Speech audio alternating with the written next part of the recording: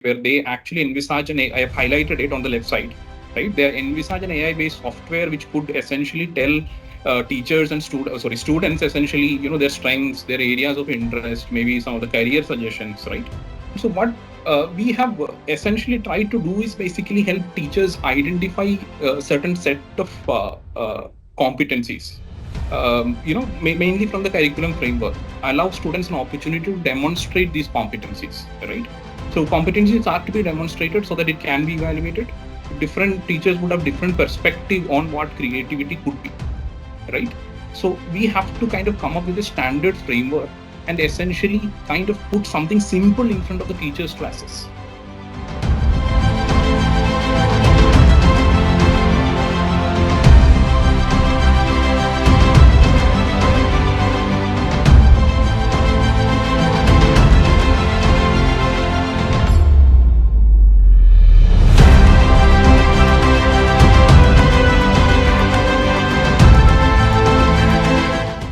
What I will do today is basically share with you some of the experience that we've had in terms of implementing the HPC in around 50 to 70 schools.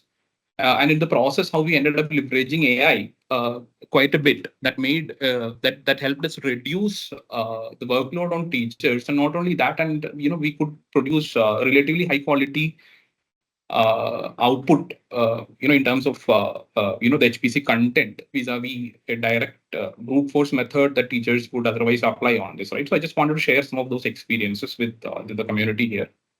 And before I start and we jump into all that, I have two screenshots. One is from the Education Policy 2020.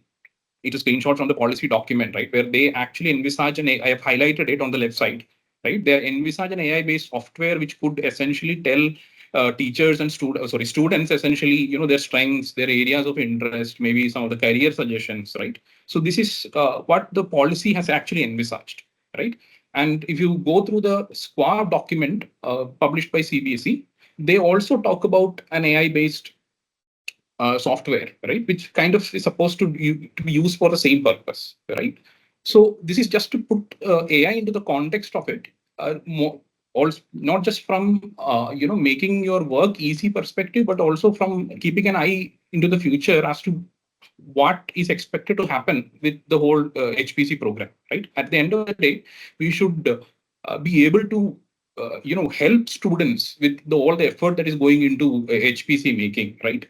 So that it does not essentially remain a compliance or a documentation exercise at the end of it, right? That I think personally would reduce, the benefit that we can derive from it as against what it can be. Moving on, right? So what we have essentially tried to do is basically help teachers identify a certain set of competencies, mainly from the curriculum framework, right? And then what do? We kind of set up some kind of activity or process or, art integration, whatever it is that we do to essentially observe or allow students an opportunity to demonstrate these competencies, right? So competencies are to be demonstrated so that it can be evaluated. So that gets evaluated, right? And in many cases, teachers also take photographs of these events and upload to a system. And that's where the first use case for AI came in, where we can use image recognition to kind of tag these students, right? Teachers, if you're using a digital platform for HPC, it's a very difficult task to, take a lot of these photographs and then, map it against each and every, all the photos to be mapped to individual students, etc. So AI can kind of do it much more effectively, saving a lot of valuable time for teachers, right? But now these photos can also be part of the HPC, the portfolios, right? That becomes an integral part of the HPC. The second thing, once these activities are all set up, right, teachers have to assess the competencies. Again, this is a grading system. PARAKH has come out with the beginner, progressing, proficient, or advanced, right? These grading systems for teachers to look at competencies and put students into different grading buckets. Now, the third thing is where we essentially deviate and start our effort towards integrating AI more, right? So the next step is, kind of come up with teacher observations as well as specifically to some assessment of some performance level descriptors like awareness, sensitivity, creativity, etc., which are useful for students, right? Now, for this, what we have tried to do is we have tried to, on the right side, you can see some screenshots, right?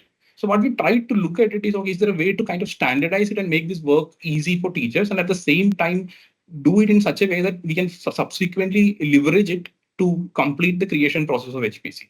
So what we do is, instead of asking teachers, what is the bucket for creativity of the student?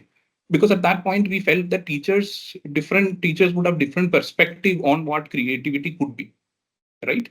So we have to kind of come up with a standard framework and essentially kind of put something simple in front of the teachers to assess.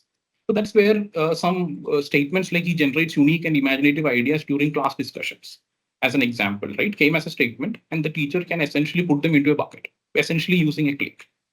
So you kind of capture it, and this way, we have been able to look at creativity in a standardized way across different teachers, right? Breaking down it into, rather than just plainly asking creativity, go into the subcategories of creativity, even like, it's not just actually about creative ideas. It can also be about how fast you can churn out new ideas. When you hear an idea, are you able to extend to it? Extend and come up, modify that idea into something better. Like these are all elements of creativity that should be looked at, and all schools should look at it the same way. All teachers should look at it the same way. So this kind of a system will help teachers kind of focus more on, being able to come up with an assessment of these items based on their class activities, the interactions, the exam paper evaluation. Like there are several avenues for teachers to kind of try and look at students uh, and complete the assessment, right? Then there is certainly peer, parent, and self-assessment, right? And once this is done, we can kind of generate the HPC from this process. What it results in is, see, teachers don't end up writing a whole bunch of things. Instead, they kind of focus more on, assessing competencies and skills and performance level descriptors, right? So I'll quickly jump and show you a screenshot from an HPC that we have generated, right? This is, I think, for the aesthetic and cultural domain, right? I'm sure many of you are familiar with the screen in terms of the content of it, but the teacher observations that is written there, right? That content is entirely generated by AI, and that is, and then you can see that it has been beautifully able to kind of connect, this awareness, sensitivity, creativity, the different grades that has been given there, the competencies have come in. The some of the 21st century skills like collaboration, etc., has also been found a place, right? So then teachers, effort goes more in terms of in the teaching learning process, the pedagogy, as well as being able to give, find the right assessment, right? Do the right assessment for the student, right? So that's where we have been able to, one thing we have been able to do. So as I move on, I'll show you a few more screenshots, which is basically, through the same process, we kind of came up with a way to kind of put specific grading buckets apart from the performance descriptors given by PARAKH.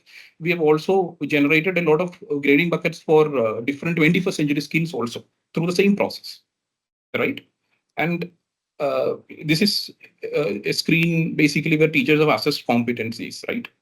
And these are some pages about me, designs, etc., that you're aware of, right? Student photos, portfolios. In the whole, in this entire generation of HPC, teachers barely have to write anything. The focus remains entirely 100% on the assessment part of it, right? And assessment works through assessment of competencies and then assessment of performance level indicators. As I move on, I just wanted to conclude with this thought essentially by saying that how can it essentially translate, right? If you want to essentially leverage AI to kind of help students, then you also need to be collecting the information, or a lot of information that you generate as part of HPC process has to be in a particular way, in a more structured way, in a way that AI can effectively leverage, and then subsequently it can be used to guide the student. So if you can read what's written on my screen, right, this actually comes from software. So where, we asked AI a question, okay, can you suggest a suitable career for a particular student, right? And then you can see that it went back and searched for feedback from a chemistry teacher, a biology teacher, kind of looked at some of the academic, level of the student. it has identified certain very specific skills that may be useful for her in a particular career, right? I think here the recommendation is that of a doctor, right? And then also certain aspects related to her interests and motivations, right? So generally they've observed a lot about the compassion and empathy of Priya.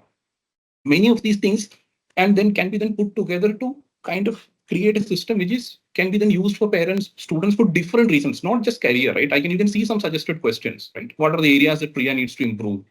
What is the right best way to motivate Priya, right? Priya's parents are in front of me. What are some of the important things that I can tell them, right? This is at a student level. Now, if you kind of imagine it at a class level, we can go even further, right? Many of the challenges that we face as teachers, kind of can be overcome using the same tool. Like in a class, we have information about the entire student community, which means we can ask, what can be a good kind of activity that I can do as part of maybe teaching Newton's laws or any other topic. Yes, Paulson, could you summarize? We'll discuss in detail. Yes. Yes. I'll just take a minute and then now summarize, right? So essentially, my point is, from the current system to an HPC incorporated of AI, right? It can do a lot more and essentially turn this process into something that can be very beneficial for students, something that can form, something that can become an input into the teaching learning process itself, thereby revamping you can source ideas using AI that is more customized for your classes and your students and their specific contexts.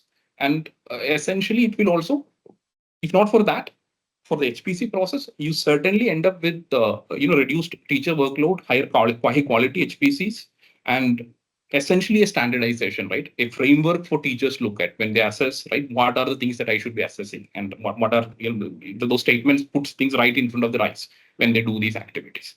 So thank you. So I'll conclude with this, sir.